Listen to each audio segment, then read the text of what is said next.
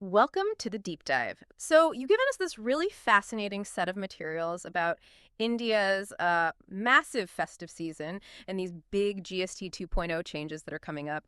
Our job today is to use your sources, cut through all the noise, and really give you the key insights. We want to understand what this, well, make or break moment really means for millions out there, businesses and shoppers alike. Just picture the sheer energy of India's festive season. It's more than just shopping. It's this huge cultural wave, families planning, dreaming about that new phone or maybe a fridge, everyone waiting for those amazing deals.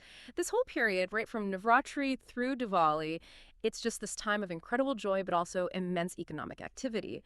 But this year, yeah, amidst all the sparkle and the discounts, there's this big shift looming. India's tax system is getting a major overhaul. They're calling it GST 2.0, and it's casting a bit of a shadow, honestly. It could really disrupt plans that have been laid out very carefully for everyone involved. Absolutely, and that's exactly what we need to unpack here. This isn't just a minor tweak to the tax code. It's a complex situation. You've got a policy move that's designed, really, to simplify things in the long run. But in the short term, it could create some really intricate, maybe even unexpected challenges right across the e-commerce landscape. So we're going to dive into what this actually means for you, the shopper waiting for deals, and also for the sellers, the ones working flat out to meet all that demand.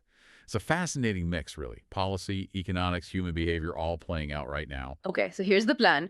We'll start by painting a picture of just how big this festive e commerce boom actually is. The scale is pretty breathtaking.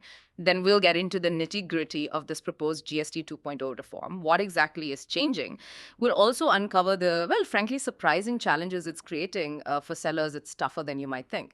And finally, we'll look at how consumer behavior is already shifting because of all this uncertainty. It should be quite the deep dive. So, this whole conversation really revolves around what's often called India's golden window for e commerce. And it's not just like a busy sales period, it's a cultural and economic juggernaut, seriously. For online retailers, this short window can account for, get this, a massive 35 to 40% of their entire annual sales. Just think about that. Almost half their yearly business crammed into just a few intense weeks. It's absolutely critical for them. And the numbers we're seeing projected, they are just staggering. The gross merchandise value, the GMV for this coming 2025 festive season, it's expected to hit something like 1.2 lakh crore. That's a huge jump, 27% up from last year's 94,800 crore.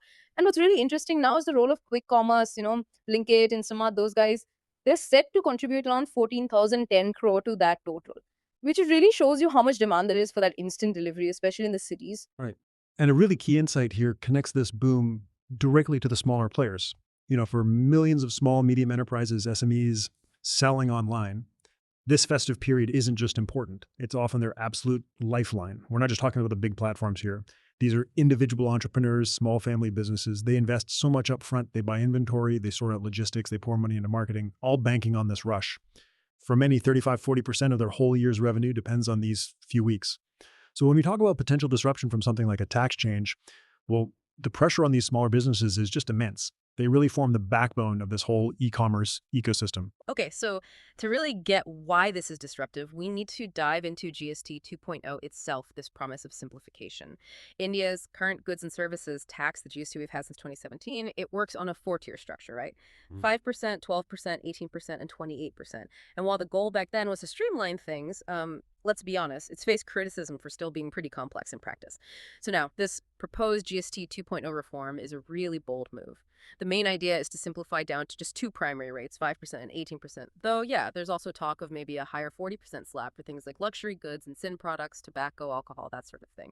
Now, the critical dates. The GST Council, which is led by the Union Finance Minister Nirmala Sitharaman, they're meeting on September 3rd and 4th, 2025, to discuss all this. And implementation, it's expected around Diwali, maybe even as early as September 22nd, 2025. That date is going to be super important, as we'll see. hmm And the government's rationale, their thinking behind GST 2.0 is pretty clear. It's part of this bigger push to simplify the tax system nationally and ultimately to boost consumption, make things easier, hopefully cheaper. Rajneesh Kumar over at Flipkart Group, he summed it up well. He called it a structural reform that will energize festive demand and support India's growth story. So the aim is definitely efficiency and making goods more accessible. And yeah, from a shopper's point of view, this could be amazing. Imagine big ticket items, ACs, washing machines, smartphones, things that are currently taxed at 12% or 18%, potentially dropping into that 5% slab. That's a huge difference. Like, take a phone priced at 1.2 lakh. If the GST drops significantly, it could suddenly be, what, 12,000 cheaper? I mean, that's definitely enough to make you pause and think, maybe I should wait a bit, right? Well, absolutely. And just to elaborate a bit more on that simplification, it means products that are currently taxed at 12%. Most of those would likely shift down to 5%. That gives you immediate savings on a lot of everyday consumer goods, and maybe even more significantly, items that were in that highest 28% slab. Maybe some luxury goods, maybe certain electronics. Many of those would probably come down to 18%. So you're looking at quite a significant price drop there, too. It's not just one or two things, it's potentially a big rejig of prices across the board, all aimed at making things more affordable. But here's where it gets really interesting. While we as consumers are thinking about savings, for the sellers, this transition sounds like a logistical nightmare, especially hitting right during this high-pressure festive season. Can you explain why it's proving so tricky for them? Yeah, it's a classic case, isn't it, where a big structural reform, which might be great long-term, creates some serious short-term friction. And it's usually the small businesses that feel it the most, the ones dealing with the day-to-day implementation. It really highlights that gap sometimes between, macro policy and micro reality. We're seeing about three major concerns really gripping sellers right now. Okay, first, there's what they're calling the tax code conundrum. Imagine you're a seller with thousands of products listed online. When these new rates kick in, potentially on September 22nd, every single one of those listings needs to have its tax code updated instantly. Sechin Manel Gala, an online seller, he put it very clearly. He said, billing, accounting, and inventory software need to reflect the new rates immediately. Code. Even a small delay can result in wrong tax filings, which could mean penalties. It's not just a tech issue, it's a legal and financial tightrope. Get it wrong, and it could be disastrous. Wow, okay. Immediately across thousands of items. Exactly. Then, number two is invoicing discrepancies. Think about the sheer volume of sales during the festive peak. If there's any mismatch between the tax the customer is charged at checkout and the tax the seller actually files with the government later, well, that spells trouble. If the e-commerce platform systems, the Amazons, the Flipkarts, if their systems lag even slightly in updating to the new rates, the invoices generated might show the wrong tax. Another seller, Shirag Haria, he highlighted the financial risk. He said, we've already invested heavily in inventory for the festive season. Quote, if the platforms don't update their systems in time, we could be stuck with invoices that don't match our filings, and that's a mess we can't afford. I know. And that mess could mean audits, penalties, or serious delays in getting their input tax credits back. Input tax credits, that's the tax they've already paid on their stock, right, that they claim back. Precisely. It's crucial cash flow for small businesses. Yeah. Delays there could be really painful. Okay, so tax codes, invoicing. What's the third one? The third one is the return policy puzzle. You know that standard 7-day return policy most platforms offer. Great for us as buyers, boosts confidence. But under a changing tax regime, it becomes a massive accounting headache for the seller.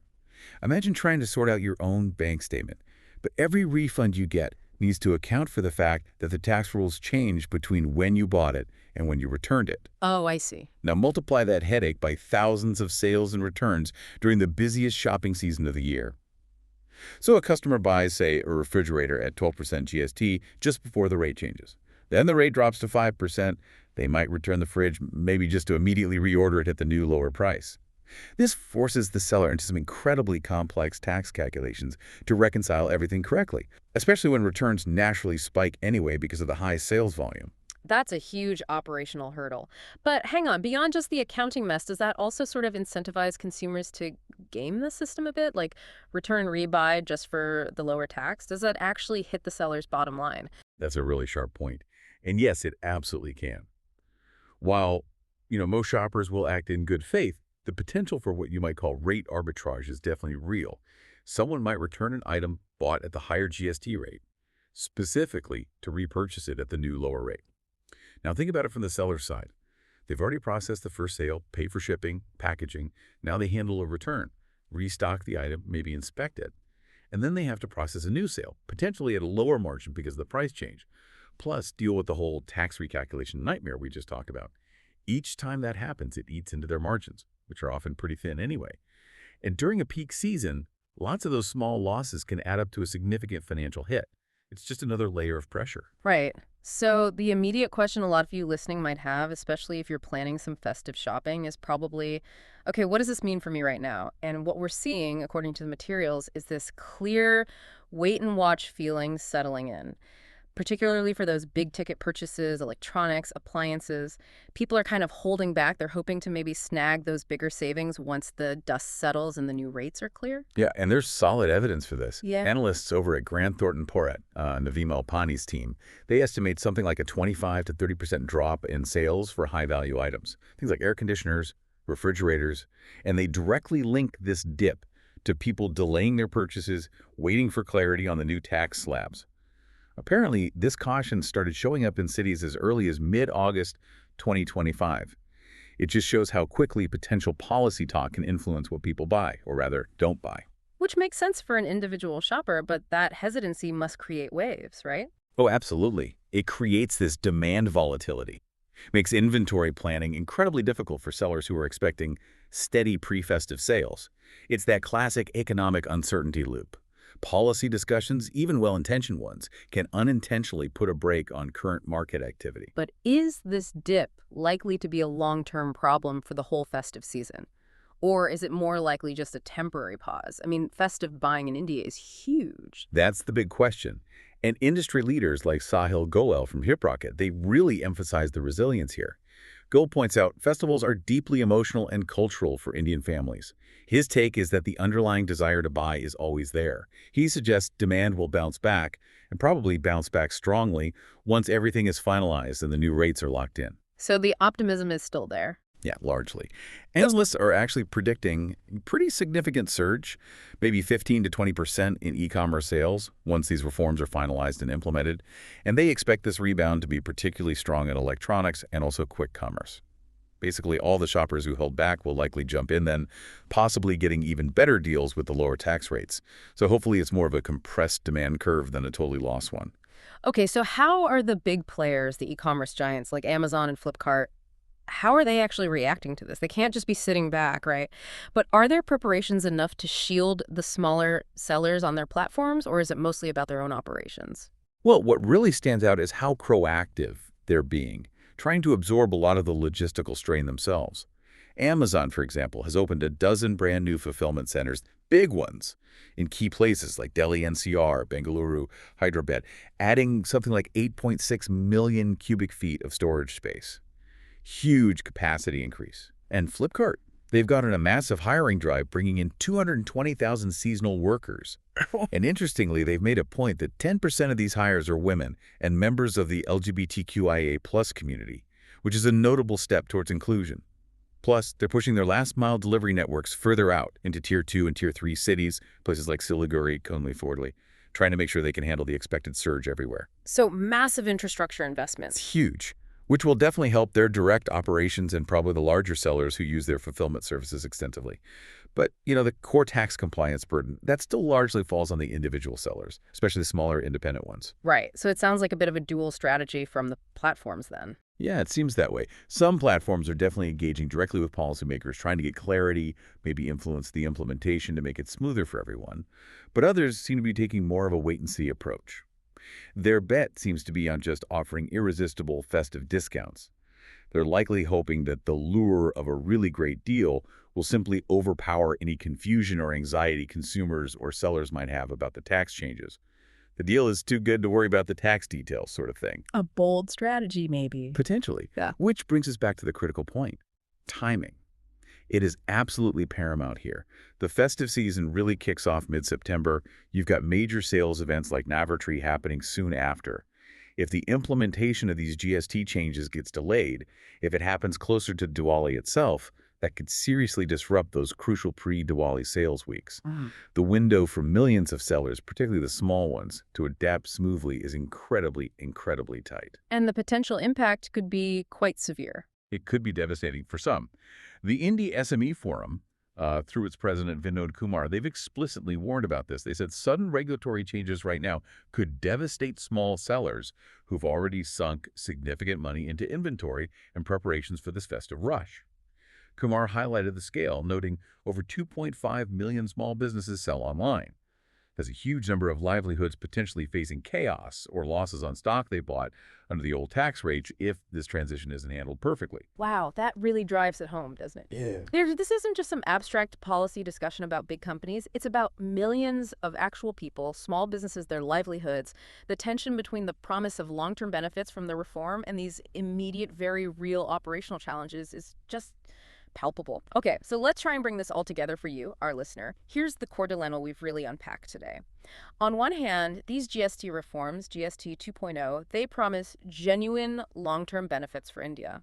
Things like simpler tax compliance, hopefully lower prices for consumers eventually, and maybe stronger overall demand in the economy. But the short term, right now, it presents this kind of perfect storm of uncertainty for literally countless e-commerce sellers, and it's hitting them during their absolute most critical sales period of the entire year. Exactly. And look, India's e-commerce sector, it is resilient. It has a track record of adapting to change, often with remarkable speed and cleverness. We've seen that before.